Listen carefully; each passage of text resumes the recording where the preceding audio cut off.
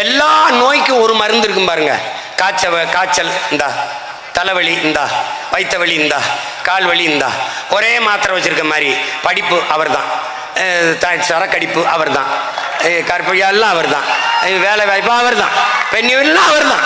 எல்லா நோய்க்கும் ஒரே மாத்திரை, எல்லா சமூக மாறுதலுக்கும் ஒரே ஆள் தான்.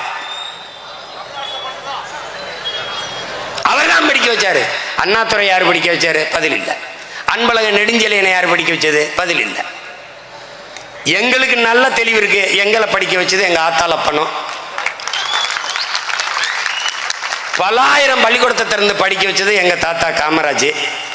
பலாயிரம் டாஸ்மார்க்கை திறந்து குடிக்க வச்சது நீங்க, உங்க அப்பா,